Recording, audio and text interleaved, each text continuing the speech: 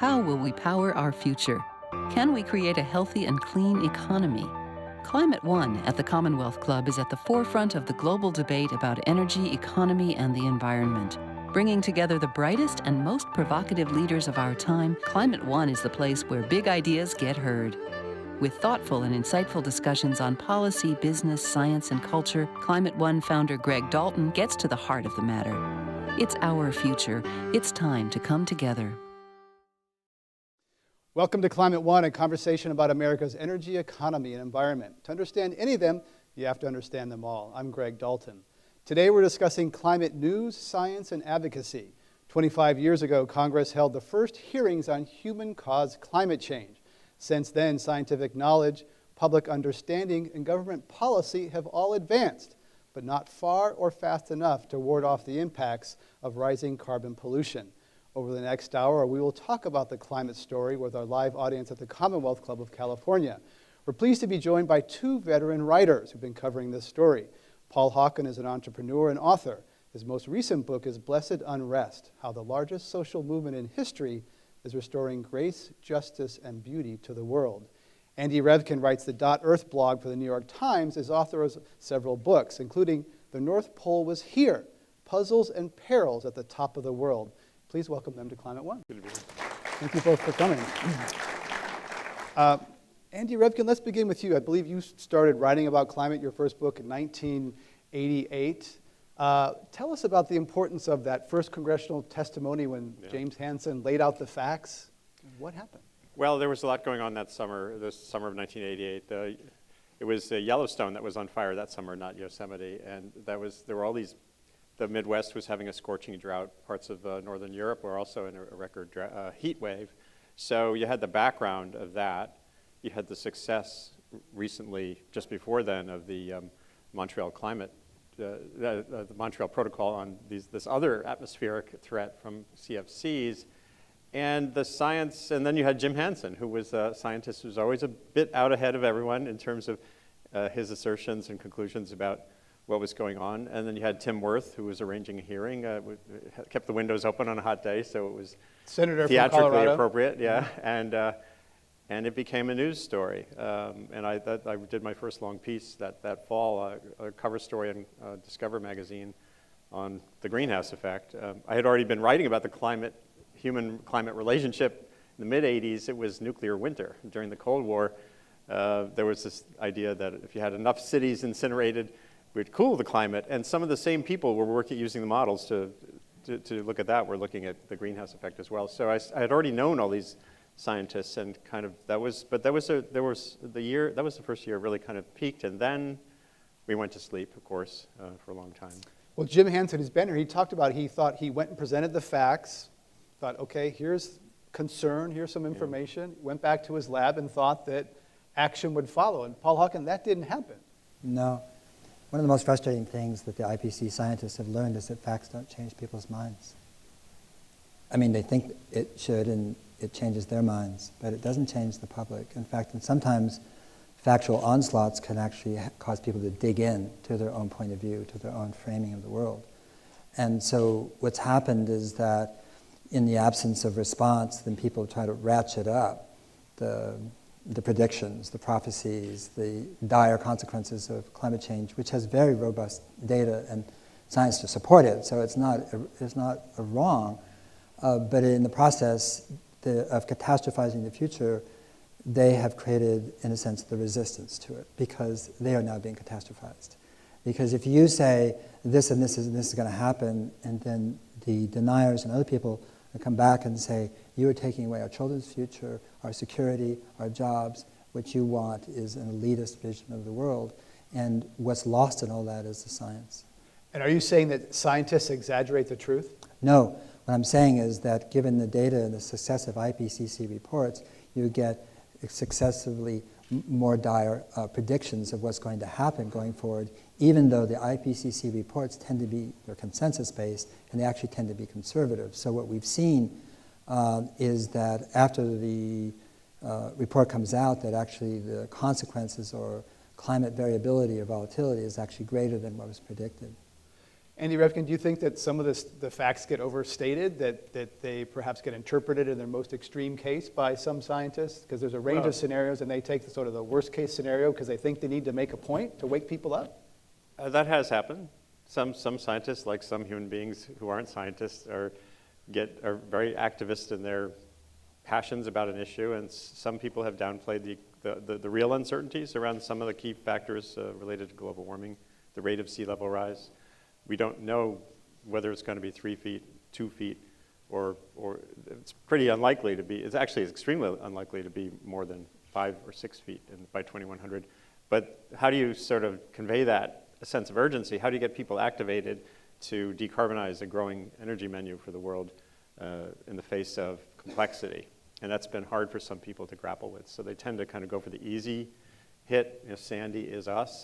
There was that Business Week, It's Global Warming Stupid headline, which was complete. That story was, the headline was very catchy, but it didn't actually say anything. Sandy was not our doing. Sea level rise is mostly our doing, but the other aspects of that storm were very complicated. So overstating the case, I think, can be harmful. So let's stay on that for a minute. I mean, Sandy... And by the way, it was the media. It's more the media activist NGO community that's done that than the scientists themselves. Yeah. All right, and so Sandy happened with warm seas, high seas, warm water expands. So would you say there's a human contribution to Sandy? Not that... Through sea level rise, yes. But the other aspects of the way that was portrayed are really hard to sell when you look at the science. We've had a declining rate of landfalling hurricanes since the 19th century in the United States. So if you really think that global warming is a hurricane peril to the United States, someone could make a counter argument that, well, there's been declining rates of landfalls of hurricane-force storms, so where's your argument? Right.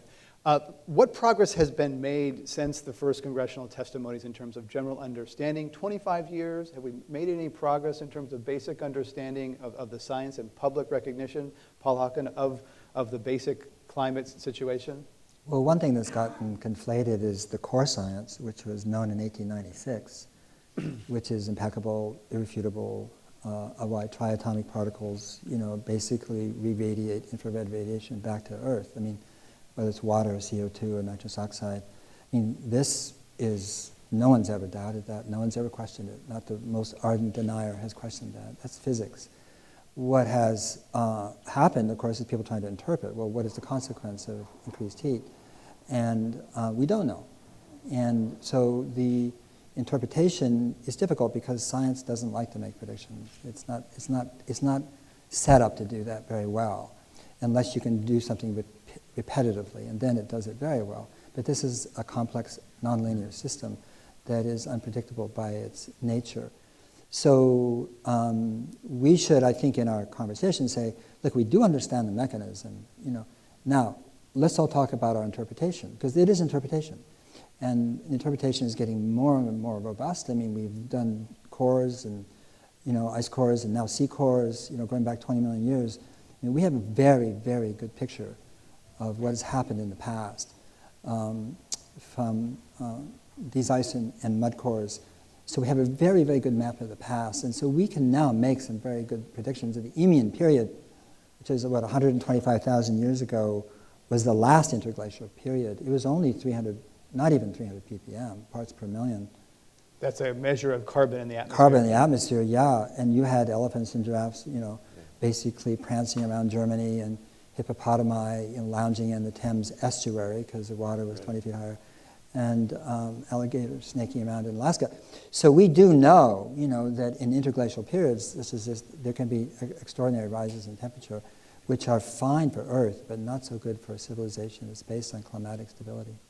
And so these models, it's not good at predicting, it's complex, it's hard for people to understand, and then we have this rise of deniers and skeptics, which you say part of the advocates are partly responsible for. Would you agree, Andy Revkin, that the deniers are partly, there's shared... I think they kind of feed on each other in a way, and unfortunately a lot of reality gets lost in the mix. I did a piece for the Week in Review section in 2006 called Yelling Fire on a Hot Planet, in which you just Google for Yelling Fire and Revkin and you'll find it. And it laid out what's happened since, which is this heated argument develops between people who are so eager for action that they kind of downplay real complexity, and people who are eager for stasis on energy who have the really easy task, because maintaining stasis is the easiest thing to do. Keeping you all in this room or wherever you're sitting online is really easy. Making you move is really hard. So it's like it's an asymmetrical fight in that sense. And so when you inflame those edges, I don't think it's helpful in the long run to the people who stay. It actually helps those who want to maintain stasis, and that's why we've been locked for so long on this issue, I think. By the way, one thing that's really important is the same social science that Paul explains so beautifully, that lays out why we're not good at recognizing this kind of problem, has revealed that while there's deep divisions on this thing called global warming, there's a lot of commonality on energy wisdom, efficiency, the need for innovation and research.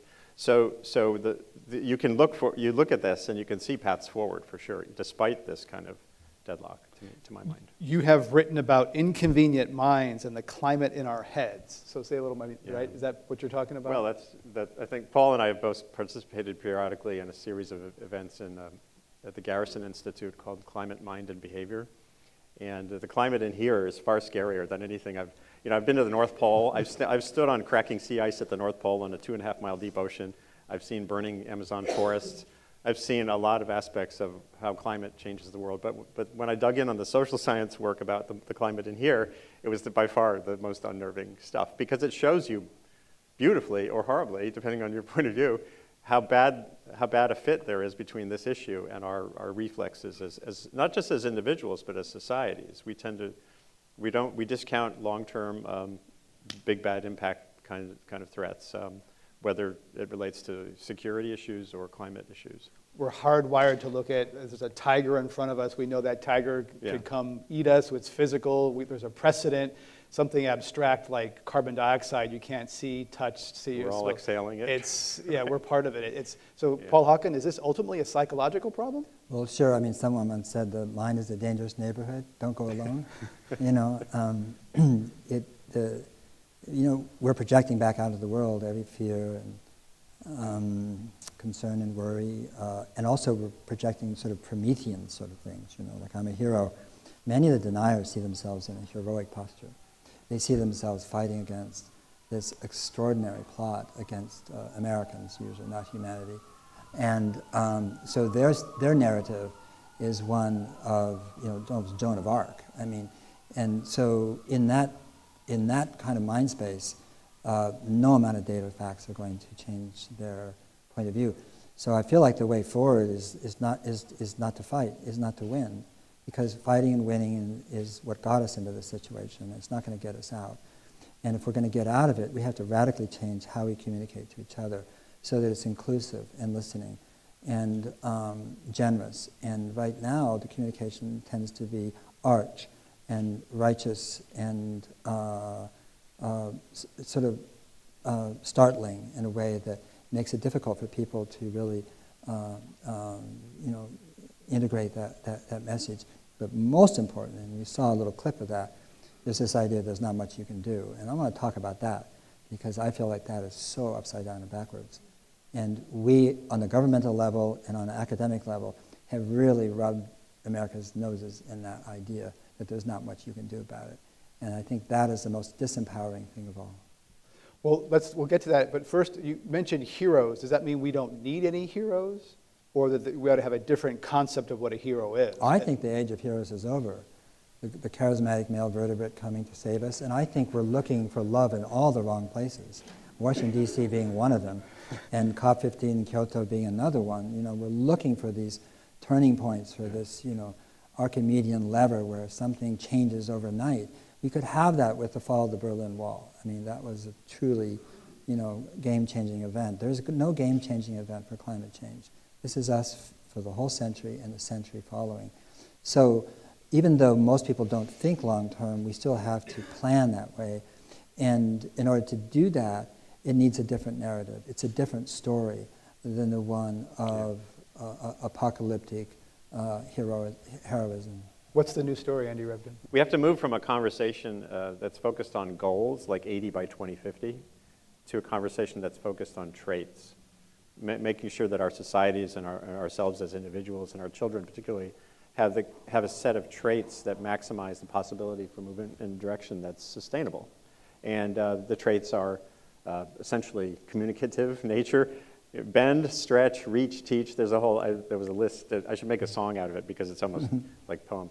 But bending obviously is resilience, making sure when we look at New York City going forward, we're not thinking about building better seawalls around neighborhoods that are history, finding a new politics so you can have a softer, flexible response that lets nature take back places that are going to be taken back, even if we have a good climate policy. Stretch is empathy, making sure we understand. You know, I wrote in 2007, we did a series in the New York Times called The Climate Divide that basically says everyone in this room, we're all insulated by our wealth and technology from climate risk. There's some counter arguments to that, but they don't really hold up in the long run. Essentially, the vulnerability to climate change is in places like sub-Saharan Africa. So the more we have the capacity to understand and empathize with people in developing countries, the more likely we are to have policies, World Bank investments, or USAID programs that can help foster resilience in those kinds of places. And then teach. Reach is innovation, reaching for the next thing. And teaching, of course, is just making sure we educate people on what a greenhouse gas is. The basic science still matters, even though it can harden views. Having an understanding of how science works is really important, that kind of thing. So there's a path, but it's not the old idea that we need to get to 350 or we need to have 80 by 2050 as a law when we know we can't get there, and if we do, we'll have cheated in many, many ways to make that happen. I just think is really vital to my mind. And do we need a different relationship with nature? It sounds like human dominion over nature, that needs to change. The idea we can somehow engineer our way out of this by seawalls and engineering.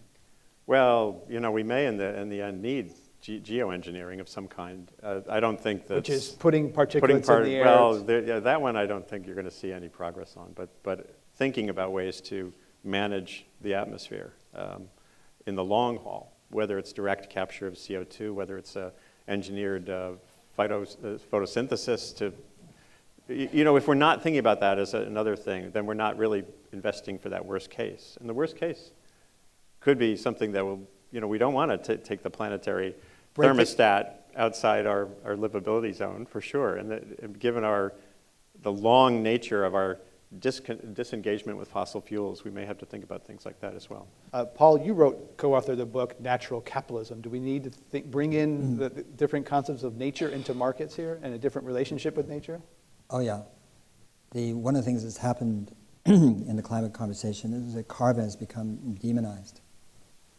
Carbon pollution, carbon footprint, and we had a sixth grader here not too long ago. He was in a school play where Mr. Carbon was the villain, and he played Mr. Carbon, and that was the bad guy, and Mr. Carbon was bad to the polar bear, and so very much Carbon was a villain in a school play. This is really sort of extraordinary misinterpretation and distortion of life. I was in a climate ride from Stinson Beach to the city, and we were going along Polk Street, and I was going to be the speaker at the end of the ride, but there was a chant, and it was da-da-da-da-da-da-da, we are carbon free, da-da-da-da-da-da, we are carbon free. And I'm looking around, we had coffee and bagels, at the Presidio, and carbohydrates and, charred coffee beans. And then we're all riding carbon frame bicycles, and I was thinking, boy, you better hope you're not carbon free. And I feel like carbon is our ally. It's the answer to our nightmare, not our nightmare. Combustion of hydrocarbons is the problem, no question about it. It's not even hydrocarbons, it's their combustion.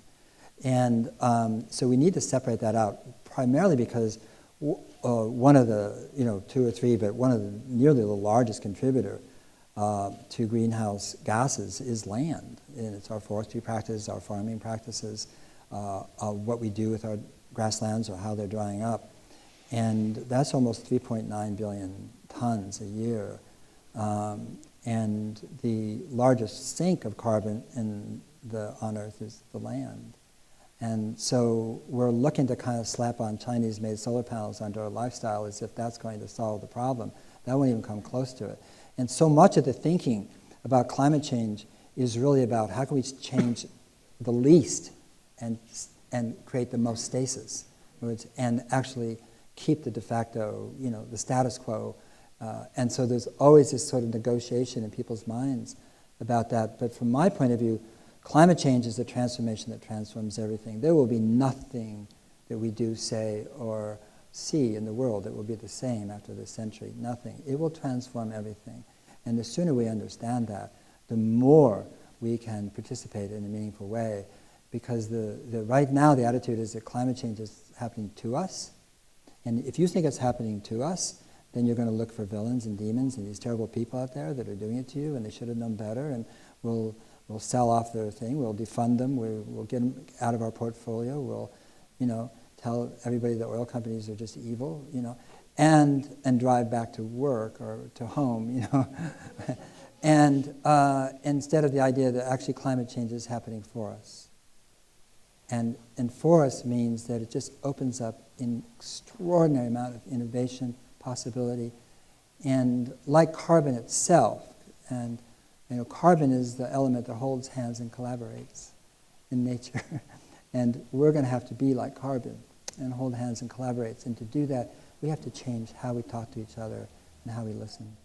So it's a big opportunity. Certainly we've had Huge. investors here who see this as a huge investment opportunity to make money and do things in a better, cleaner way. So this is not a bummer or a drag. It's a great opportunity. Andy Revkin? Well, no, I love the way Paul articulated that, because essentially climate change, the greenhouse effect that we're building, is the leading edge of it's enforcing upon us more than anything else that we're in an age in which we have our hands on all the control systems of a planet. And whether you call it the Anthropocene, or as the Brits do, or the Anthropocene, or whatever, or the Anthropocene, as I did in 1992 in a book. It's silly. It's like the parent who's sort of slapping the kid a little bit in a gentle way and saying, you're outside, don't step into the road or you're going to get in trouble. It's giving us a sense, whether we want to or not, that there are limits to the way the planet works, and that if we don't, we have to paint within the lines sometimes. And those lines are enforced to a certain large extent by forces that are big, and we can't we can't engineer the whole system in a perfect way, but we have to figure out what to do. There are many metaphors for this, but one was, it's just like we've woken up at the wheel of a car going 50 miles an hour, and not only have we never driven before, but there isn't a driver's manual. There actually isn't. No one really knows how the system works. So, and we're going down a hill, and there's curves ahead, kind of like Monterey or something, and it's foggy, and it's getting foggier. So, what do? Well, the first thing you do is try to figure out how to slow down. How does this work? And that's kind of the position we're in as a species right now.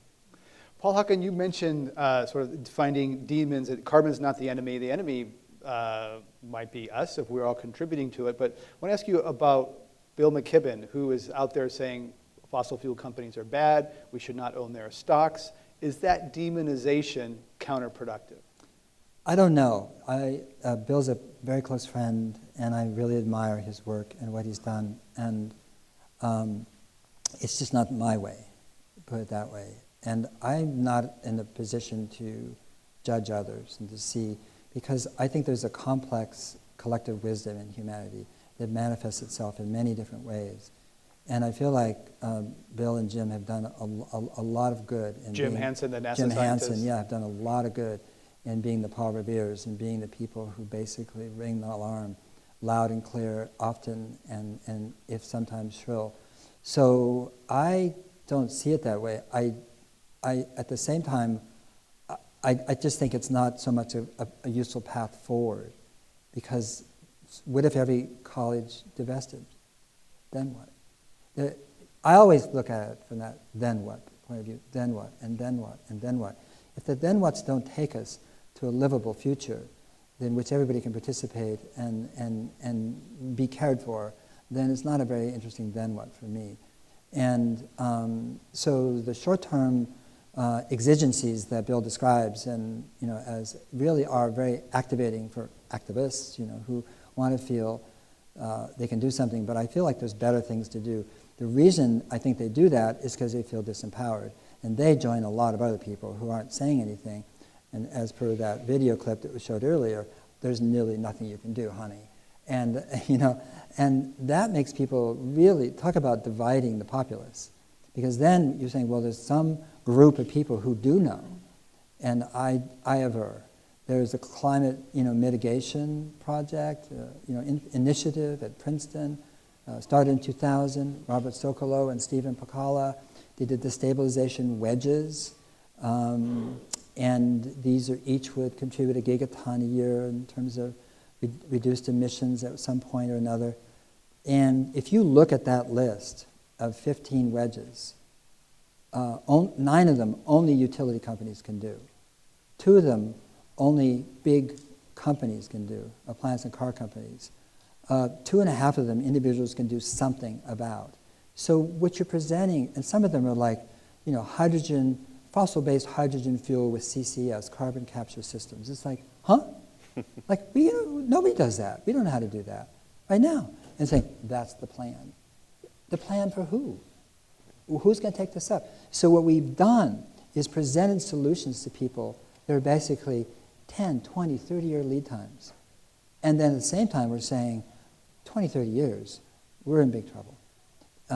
And so I feel like we need to present the ability and the agency with which people can participate on all levels, from the individual to the neighborhood to the community to the city to the business to the utility to the farmer to the forester to the grassland owners or monitors or stewards, etc.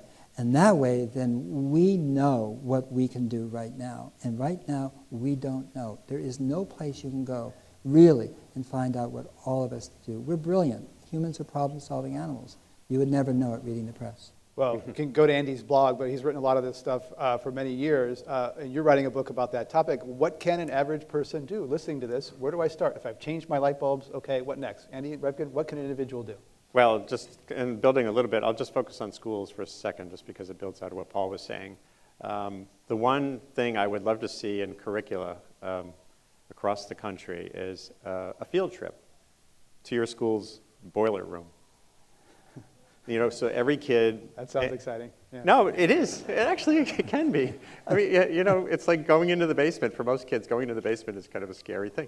But getting kids to understand where their energy comes from, what these systems are like, that a school is a system, that having the kids as part of their learning look at the monthly electric bills and say, hey, what can we do to limit our electricity use, or to get comfortable with the reality, hey, we use a lot of oil because we're in the Northeast and we have to burn oil to fuel our schools. So just getting them cognizant of that energy matters, that would be one right away. I was just at this Verge meeting here yesterday where they had an interesting microgrid set up where you can see the electricity flow. Little LED bulbs are showing you through this room where they had their generation from walnut shells being combusted outside the building.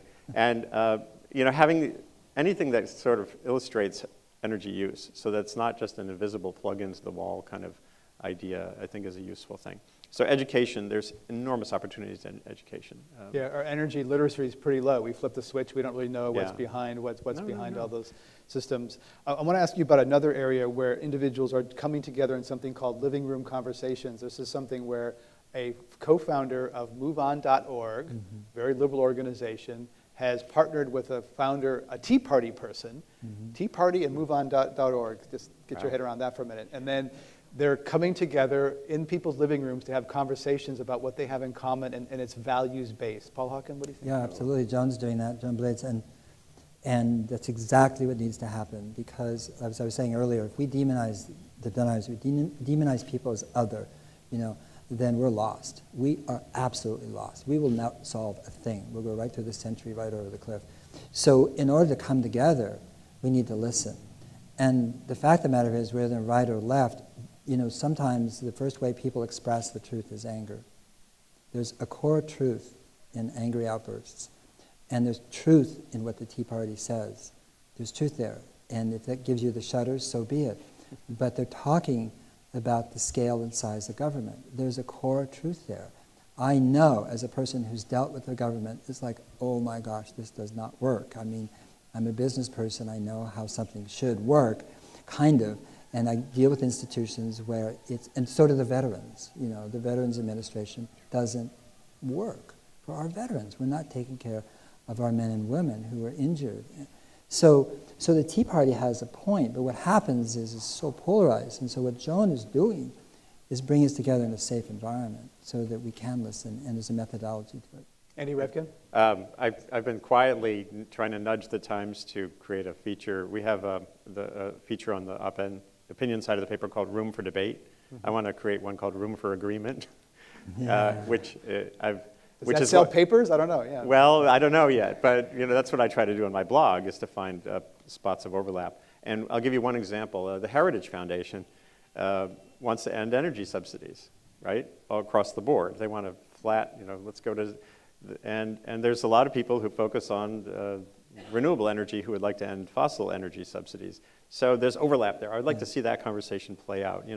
Obviously it would be a tough conversation, but when you see overlap, at least that's where I try to focus. These two ships are moving in that same direction. One other example quickly is on in areas vulnerable to climate hazards like coastal flooding and the wildfires in the West. There's a pretty libertarian economic group, Headwaters Economics, that's done a great summary of things you can do now to limit exposure to wildfire hazard in places like the red zone of Colorado. And many of them are about ending subsidies that basically, I'll give you one example. We still will give a federal tax break for a second mortgage on a house in the red zone of Colorado. In other words, in an area we know is going to burn and that we'll have to have federal firefighters come to put out the fire. And to me, that's kind of loony. So finding those opportunities could involve a conversation with libertarians who would see that as very much as the same kind of agenda. But if you have the whole fight around global warming, if you look at wildfires through the global warming lens, you're not going to see that opportunity. There's another group called R Street Advisors that came out of the conservative Heartland Institute, and their cause is really insurance reform, not subsidizing condos on the beach in Miami that are in harm's way that then taxpayers have to bail out a couple of times, kind of thing. Pricing risk differently. I want to talk a little bit about the 6 Americas, and there's some work that's done that shows where people are in different places in America on this issue, and how they respond to this. So Andy Revkin, tell us about that. I've followed this effort for a while. It started in the late 2000s. Social scientists at Yale and George Mason have been doing surveys that basically have delineated there's 6 kinds of us when you look at the climate problem. We have 6 different kinds of reactions, ranging from disengaged, dismissive, to alarmed. And I think you all know at least somebody in one of those boxes. Alarmed, concerned, disengaged, doubtful, and they just did the same thing in India, and they have an uninformed category where people just, most people in developing countries just don't even know about this question. It's not in China, India, it's not even on the radar. So, and you can see what I love about that work is they do a set of questions that allows you to see these opportunities. Some people who are completely divergent on global warming were in strong accord on having an incentive for actually having a mandate for high efficiency vehicles, even if it costs more. You can see the only people who didn't think that was a good idea were the absolute dismissives on global warming. But everyone else was like either maybe or yes. And that, again, to me says there's real opportunities. The same work that defines this sort of reveals these divides on issues, reveals places to go as well. And what category are you in? Are you alarmed or concerned? Oh, that's a good question. Because some people think you're not alarmed. I'm concerned. Yeah, because some people think I'm not alarmed. Not alarmed. No, okay. Because I think we're going to find a way forward. I don't think the world in 2100 will be a world that anyone in this room will feel comfortable about from the vantage point of 2013. But people who are born, who are my age in 2100, will have a shifted baseline of perception. And for them, rising seas will be the norm. For them, but for my children already, I wrote this book about the changing North Pole after I went there. And my book, I looked at the books on my shelf, some of which were my dad's, and they were all about the frozen North. And these explorers, white guys who went up there and froze to death because they didn't follow they didn't put on the clothing that the Eskimos had, the Inuits. And the book I wrote is about the new norm is that the Arctic's in flux, that polar bears are not being shot as much, so that's good, but they're facing all these new threats because of climate change. And so there's a new norm. In other words, kids today, for them the Arctic is a snooze, the fact that there's shipping and and all that. So we'll move forward. It'll be a world that I look forward to in the sense of I lament the loss of the norms that we had in our time. But I don't think I can't make a judgment for the people in 2100 about whether that's bad or good. It's just the new normal. The one new normal is coral dying, which has tremendous impacts for ocean ecosystems. But there too, but what we lament is the reefs. The corals, as a group of animals, will long outlive us on this planet. The reefs that we know, like the Great Barrier Reef, are in trouble. But they're the base of the food pyramid, which can disrupt ocean ecosystems, which but affects again, subsistence economies. You know, in a very brutal way, I have to say, I think people in 2100 will have their nature, as we've said. On video games, on video No, screens? No, there'll be stuff.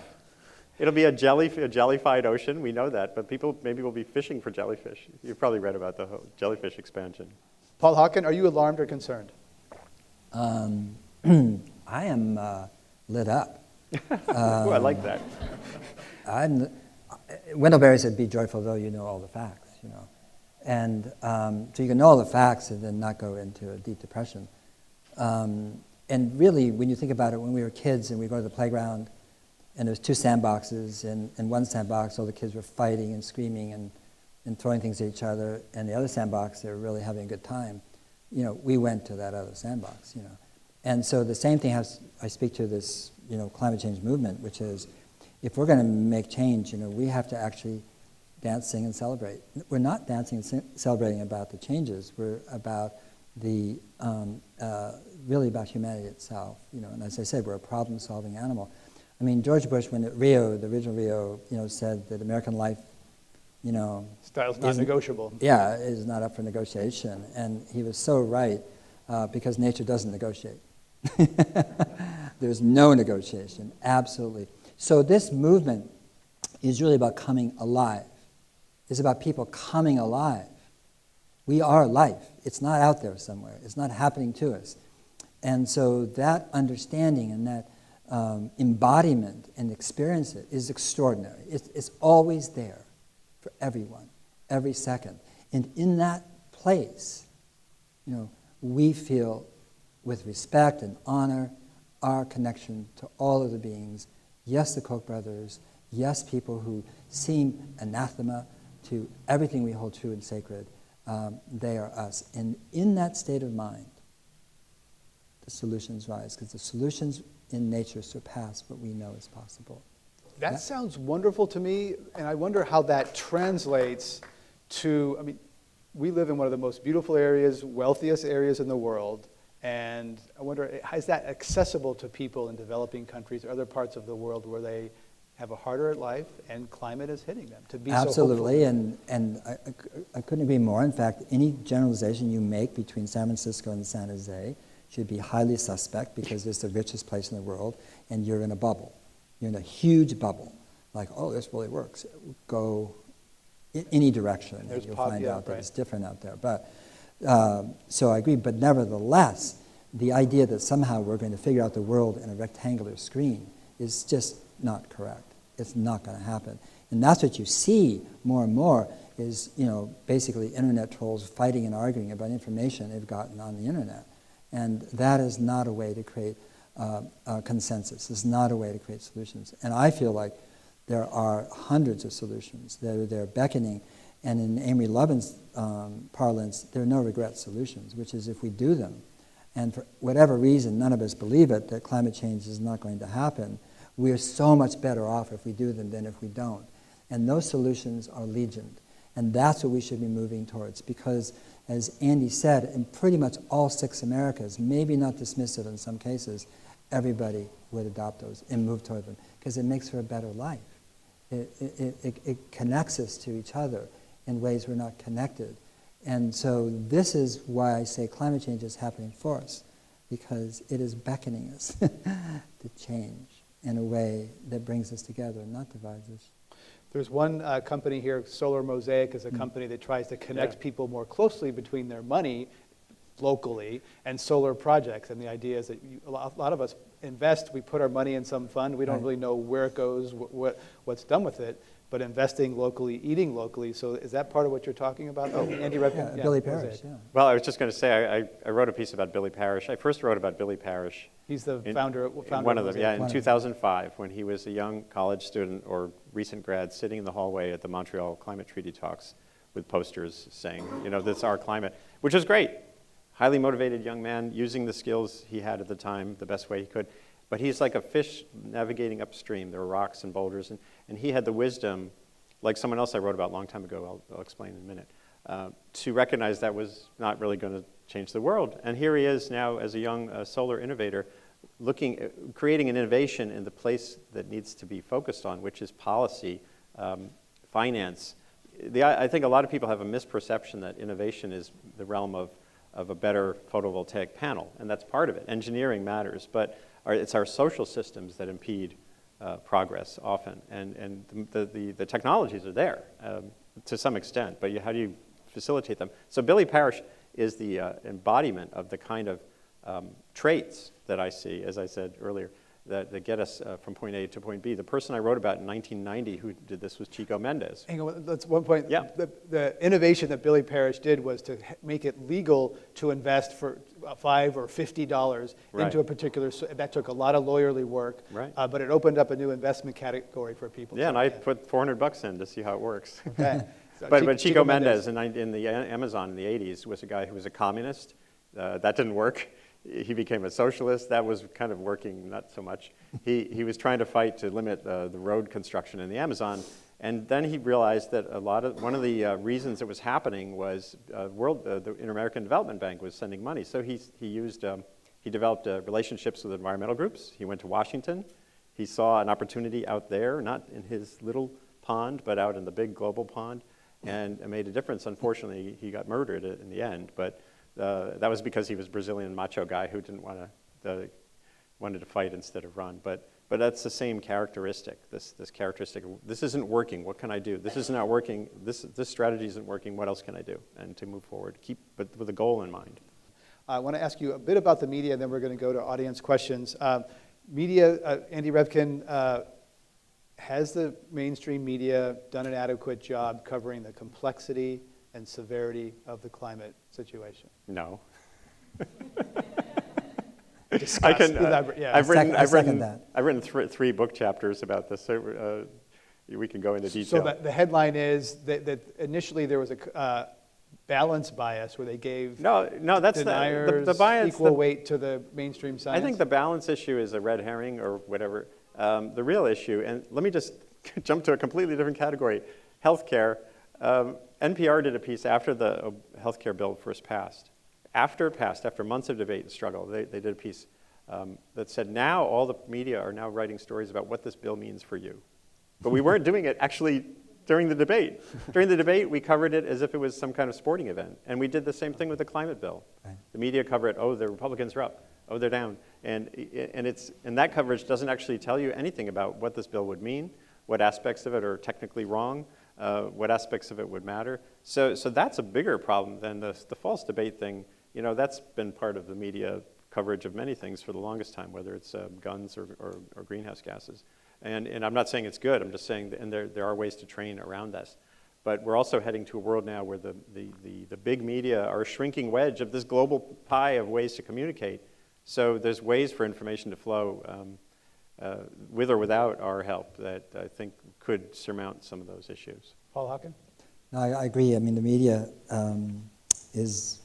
I remember when New Yorker published an article about the Weather Channel, and the Weather Channel sort of sent a memo out that when you ever have extreme weather, which is a big draw on Weather Channel.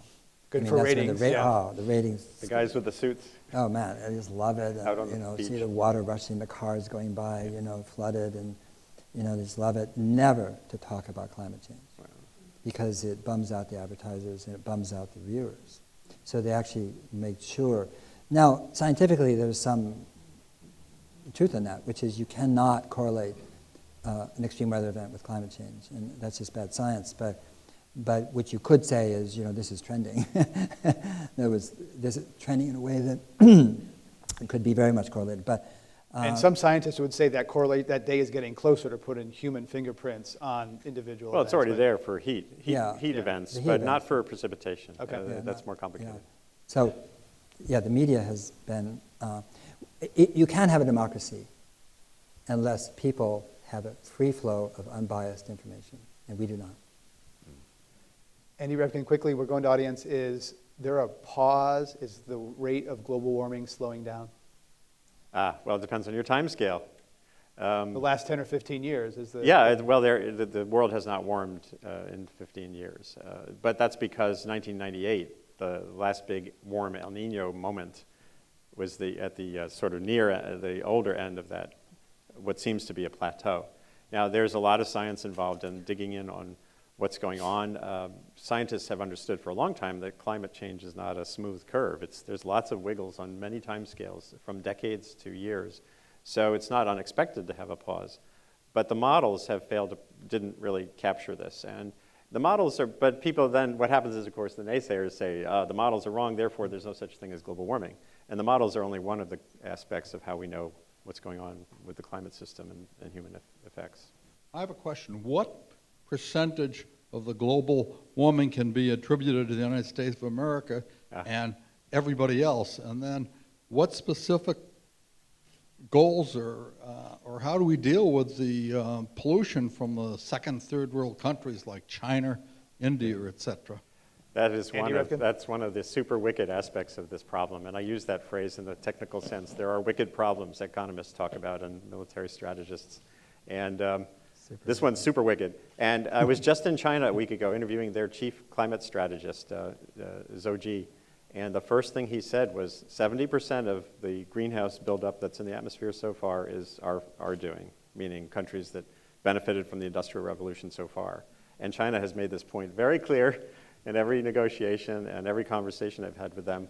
And that he would say that helps articulate who has most responsibility, even as China is vastly increasing its greenhouse gases going forward. There's this built-in obligation that we have to step first. There's common but differentiated responsibilities is how they put it. But again, if you're the United States government now and you see that China and India are the dominant source of emissions for the next 50 years, 40 years, and you see that our emissions rates are actually declining to a certain extent, then you have a strong posture to say, no, it's time for you guys to step as well. And that's why I don't count on climate treaties being the grand mechanism that will solve this problem, among other things. Let's have our next question. Welcome to Climate One. Hi. In many issues, the view that the world is changing and it's okay if it's different in the future than it is now is associated with liberal politics, while the view that the world of the present and the recent past should be preserved at virtually all costs is associated with conservative politics. Why do you think that with regard to climate change, this is reversed, and the view that the recent past must be preserved is a liberal view, whereas the view that, well, the world is changing and that's okay is associated with conservative politics? I'm not sure it's that cut and dried. Paul Hawken? Yeah, I'm not sure. I don't know of any liberals who say that. I think liberals are people who are freaked out about the uncertainty going forward, not about... They want to preserve the glaciers. They want to preserve the biodiversity. Well, everybody does. There's nobody who says, I want to get rid of polar bears and glaciers and biodiversity. There's not, so they're expendable. What I think, but that could manifest itself as sort of sentiment, but I think really what they're saying, these are biomarkers, or these are markers of change, and that we better pay attention to them because they're talking to us very loudly. But I don't really see that conservative liberal flip. Maybe you do. Andy Revkin? Well, maybe in a different way. There are liberals who have a sense of wanting to go back to a simpler, smaller, static world that's essentially the vision we all grew up with of the bucolic human relationship with a low technology environment. And maybe that's the idea. True. And I have seen resistance to the role of science and technology as a driver of the new relationship we would have with the climate system from some longtime friends who are green with a capital G. That might be what he's getting at. And they're then conservative, well, libertarians particularly have this, free market, free enterprise, frontier quality. That might be the different aspect of it. But again, it's complex. I think there's a mix out there on both of those things. Let's have our next question for Paul Hawken and Andy Revkin. In terms of the communication framing of the climate change dialogue, is the prevailing paradigm of the doom and gloom narrative detrimental to moving forward? And in fact, is there a significant need, and what mechanisms are in place to help move that more towards an opportunity focused as opposed to the negative focus that seems to be dominant right now? Yeah. Paul Hawken? Absolutely. In fact, I'm doing 2 books right now to address that. I mean, we started thinking about climate change at Stanford Research Institute in the 70s, so been watching this for a long time, and also watching the response, the way the media has batted about, way people have not responded, the way it has been taken up and then pushed back, and polling, and it's just as a writer, I'm always watching mostly and reading, and just like, wonder what's going on, And but in the recent years, what I call the catastrophization has, made me think, wait a minute, we need to reach out and talk about this in a way that isn't about blame game, blame and shame and guilt and finger pointing and linear asymptotes to hell. They're not linear, really, they're asymptotes, but the Al Gore stepladder, to Venus, and which it was in the movie, and really sort of parse that and break that open in such a way that it's not whistling past the graveyard of the science, not at all. In fact, it's critical, but it's really going into the humanity and saying, look,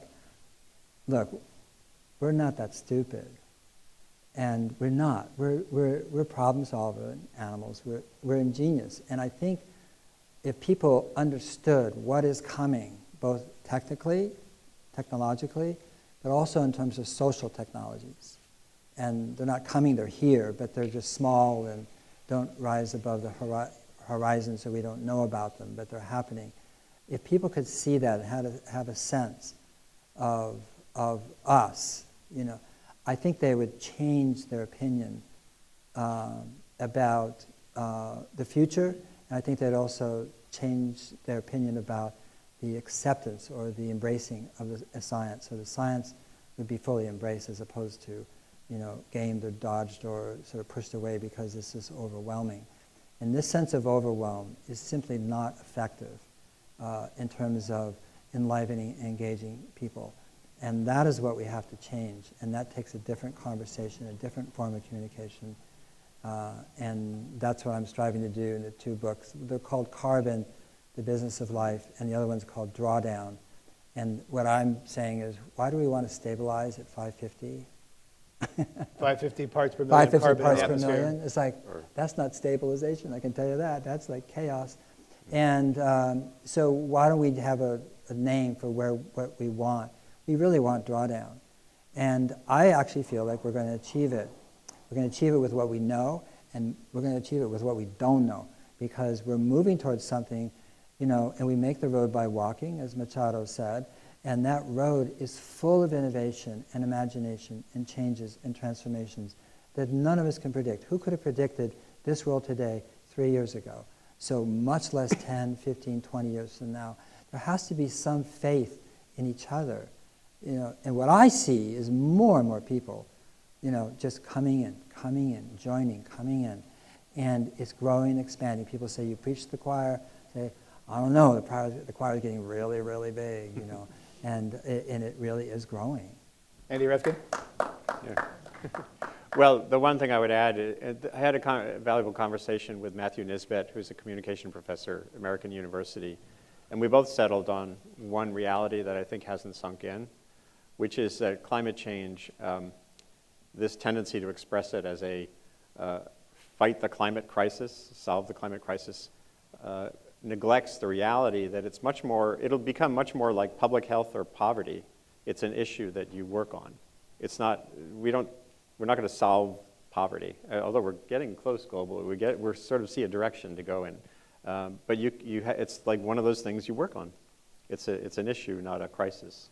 And you write about being urgent and patient at the same time. haven't you? Urgency and patience. Is there a way to combine those two characteristics? I think there is. Patiency. Patiency. Ooh, I like it. You must be a writer. Let's have our next audience question. Welcome to Climate One for Paul Hawken Patiency. and Andy Revkin. Thank you. As you mentioned, it's difficult for an individual to make a difference and have an impact. And we've talked a lot about the social changes and individuals coming together. I was more curious about what you see that companies could do, or big business, or having an impact.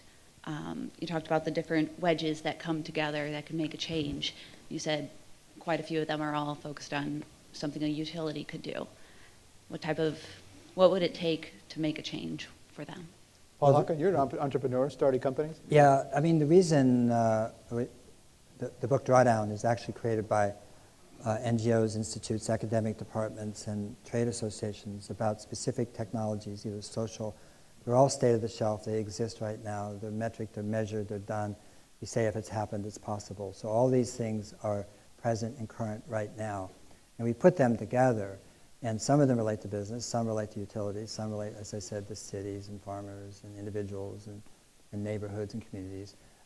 You put them all together, you have this amazing, sort of rainbow spectrum of initiatives that are in place today to make an individual not feel powerless. And in terms of the companies, there's two areas they can do, two basic areas. One is reimagine what they do. Because are they a hydrocarbon business or an energy business? Those are two different definitions of a business. If they're energy, we need them. If their goal is to extract every bit of hydrocarbon from the lithosphere, we have a problem. And so they can start to redefine their mandate and their mission. Second, companies are extraordinarily innovative. Some big ones are, some small ones are, some in between. Innovation happens not just with small entrepreneurs. It happens at Siemens. It happens at large corporations as well. But really to foment innovation, and you foment it by having a workforce and a CEO and a C-suite that is really literate and informed and, again, lit up, and I think about, hey, look, this is for real. Let's get on it. I just met a refrigeration company that isn't above the horizon. They replace compressors and uses electronics. You understand what that means? It's like that's a 90% reduction in energy for refrigeration, and it works. So I'm just giving that as one example. There's so many things that are coming down, multiple pipelines that are transformative on a practical level, but also social technologies like sustainability streets in Australia, where whole streets, the streets in the suburbs in Australia are more diverse than ours, older, younger, just for Australia, that is, they're more diverse. And what they're doing, saying, we're going to make the whole street about sustainability. They take down fences, they bolster their cisterns, they start carpooling, they start taking care of each other's children, do gardens across the lawns, and start working together as a small community. And the esprit de corps, and the morale and the change that has occurred in those streets, is extraordinary. And other people are looking like they're having a really good time over there. We want to do it too. And this is humanity at its best, and it's happening more and more and more, and it's happening in companies. Let's have our last question. Welcome to Climate One for Andy Revkin and Paul Hawken. Hi. Thank you. Andy, you just talked about how the rate of the Earth's temperature increase has slowed over the past 15 years. Can you also talk about the effect of global warming on the Earth's oceans temperature? Well, the biggest impact on the oceans is acidification. The change in pH from carbonic acid buildup in the seas will probably be the most consequential aspect. There is a lot. What happens, by the way, one of the things that leads to variability in the temperature of the atmosphere is that the oceans are a huge sink for heat, and that's been known for a very long time. Something like 90% of the heat that has been trapped so far by the buildup of greenhouse gases has gone into the seas, and that's one of the explanations that's been put forth for why there is a pause. Although there are many competing ideas for why we've had this particular variation at this particular time. I'd like to end by, thank you. I'd like to end by asking you what you have done to reduce your own carbon footprint, and what's the next step you will take to reduce it further? Andy Revkin? I've gone in the other direction. The last 2 weeks, I've flown to Asia twice. Although I will say those are my first trips to Asia, so my overall carbon footprint is pretty small still. We retrofitted our house a couple of years ago to try to, we have a middle-class income, and we try to do what we can to limit our energy use, and that's a big thing for me. And the next possible thing, what's the next step up the ladder for you? To fly less. That's a tough one. Yeah. Paul Hawken? Solar on my roof, so I don't use electricity from the grid. An organic farm, which is carbon farming, so it sequesters carbon. A really cool bike, which I go to work with, and other places. My food, the food I eat, is low on the food chain. So I don't eat beef and pork and lamb unless somebody stirs it to me as a guest, and then it's inhospitable to reject it, but at home I don't. And those have a really high footprint. So buying food locally too as well, although some discussion about that. And I buy clothes, used clothing. I look like it too, don't I? I love thrift shops. And, see, the button came off of my. Anyway, and so I buy used books. I don't buy new books, and etc. I mean, though I depend on people buying my new book, I buy used books. So I could go on and on. There we go. We have to end it there. Our thanks to Paul Hawken, author and entrepreneur, and Andy Revkin, writer for the New York Times .Earth blog. I'm Greg Dalton. Thanks for coming to Climate One today. Thank you. Thank you. Thank you very much for coming.